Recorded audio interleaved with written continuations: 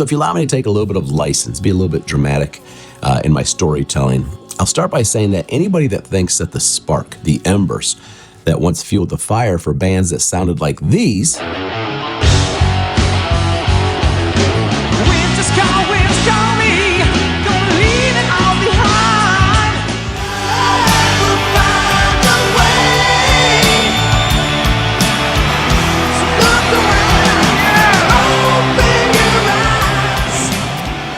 was extinguished in the 1990s, has never heard Voodoo Moonshine.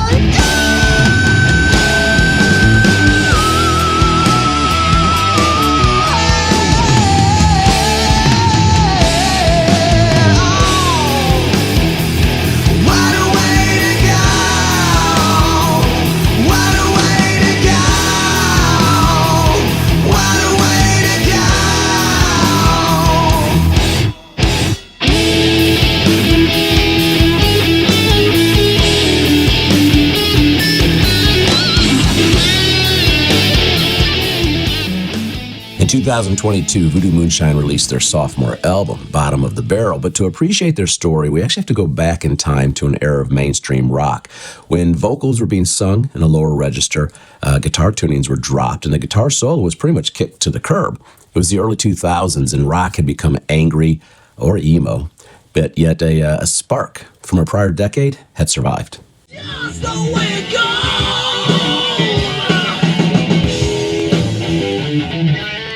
What's going on right there? Listen to the drum. Yeah. What's on the tape? You know, while looking back to the first decade of the 2000s, while American mainstream rock audiences had become emo, self-deprecating, angst-ridden, Voodoo Moonshine found success throughout Europe, where audiences there still wanted their rock to have a certain sound, energy, a vulnerability that American audiences seem to have abandoned in the 90s.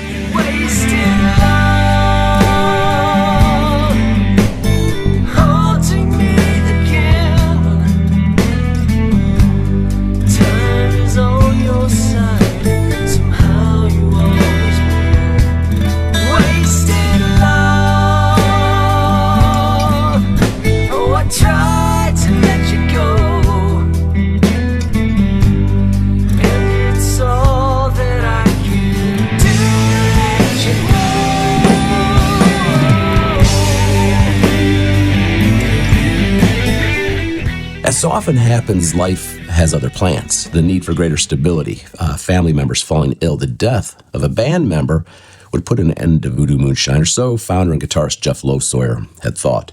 But there are enough coals burning underneath the surface that all it would take is to stir the ashes, allow some fresh oxygen to sweep across the coals, and a new fire would rise. And similar to the story of Journey's Arnel Pineda, Jeff would find a vocalist one day while surfing through YouTube.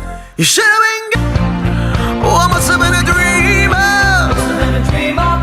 Oh, and I must have been someone else.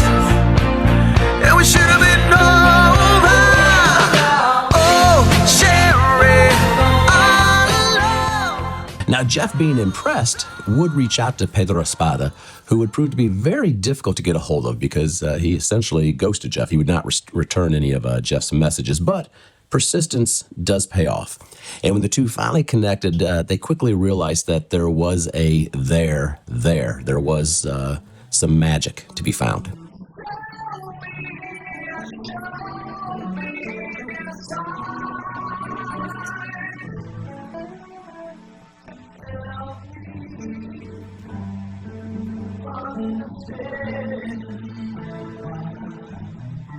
And with that, Jeff would end up reviving Voodoo Moonshine with an all-new lineup, although the sound would remain true to a style and energy of rock that, in spite of an industry's best effort, would prove to be difficult to kill.